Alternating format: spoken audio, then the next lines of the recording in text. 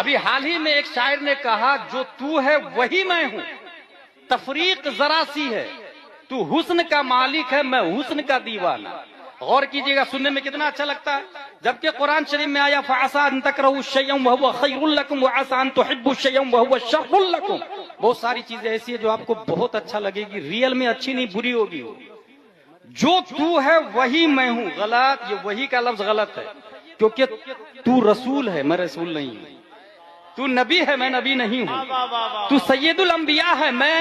افضل بھی نہیں ہوں، کسی اعتبار سے جو تو ہے وہی میں ہوں، غلط۔ اس کے بعد تفریق ذرا سی ہے، یہ ذرا سی ہے، پہلے دیوبندی کہتے تھے نبی کی تعظیم بڑے بھائی کی سی ہے، یہ اب سنیوں میں یہ بولی آ گئی، تفریق ذرا سی ہے۔ یہ ذرا سی کا لفظ بتا رہا ہے کہ تنقیص شان مصطفیٰ ہے، کیونکہ ہمارے نبی میں اور ہم میں ذرا سا فرق نہیں ہے بلکہ تقابلی نہیں ہے۔ اعلیٰ حضرت کہتے ہیں پھر ہمارے نبی کیا ہے؟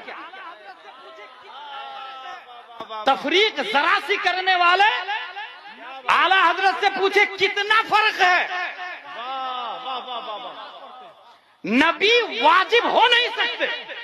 کیونکہ واجب نماز نہیں پڑھتا نبی نماز پڑھتے ہیں،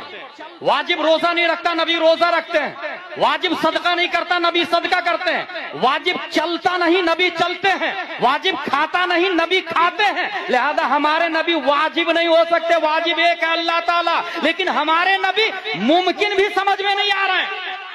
کیونکہ ہم بھی ممکن نبی بھی ممکن، ہم بلائے تو کتا نہیں آتا، نبی بلائے تو سورج آ جاتا ہے، نبی ممکن بھی سمجھ میں نہیں آ رہے ہیں، ہمارے اشارے سے روٹی نہیں پھٹتی، نبی کے اشارے سے چاند پھٹ جاتا،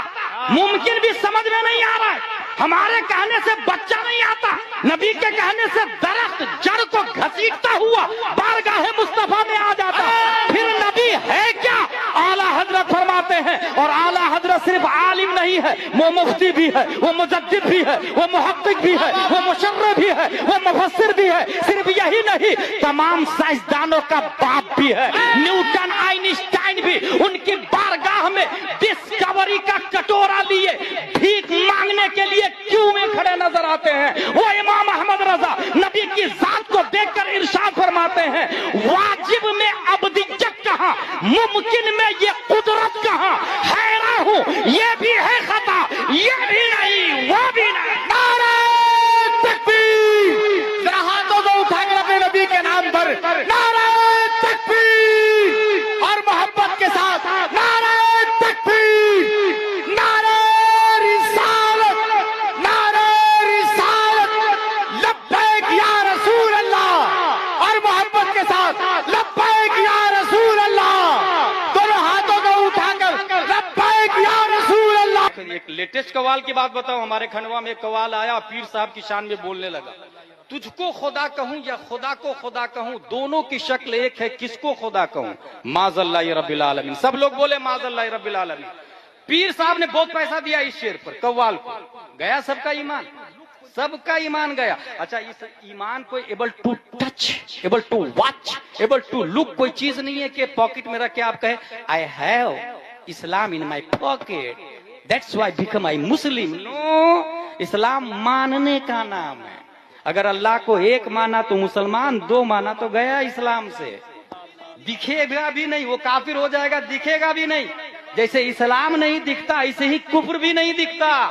اور دنیا کی کوئی مشین بھی ڈیٹیکٹر ایسی نہیں آئی ہے جو اسلام اور کفر کے درمیان خط امتیاز کھینچ دے، گوگل سے پوچھے وہ نہیں بتا پائے گا کون مسلم کون کافر۔ ٹویٹر فیل ہے، انسٹاگرام فیل ہے، فیس بک فیل ہے، یوٹیوب فیل ہے، ٹیکنالوجی فیل ہے، موبائل فیل ہے، رول ٹاپ فیل ہے، ٹیبلیٹ فیل ہے، چیٹ جی پی ٹی فیل ہے، دنیا کی تمام ٹیکنالوجی فیل ہے۔ ہاں، کون عالم، کون مسلم، کون غیر مسلم، کون سنی، کون وہابی، کون مومن، کون کافر، یہ بتائے گا تو وہی بتائے گا جو 10 شوال 1272 ہجری 14 جون 1856 عیسوی میں تمام سوالوں کا جواب بن کر، اپنے وقت کا نائب مصطفیٰ بن کر بریلی کی دھرتی پر امام احمد رضا خان کے نام سے پیدا ہوا۔ ان کے ماننے والے جو علماء ہوں گے وہ فوراً پہچان جائیں گے، یہ ضروریات دین کو مانا، اس لیے یہ مومن ہے، یہ ضروریات دین کو نہیں مانا،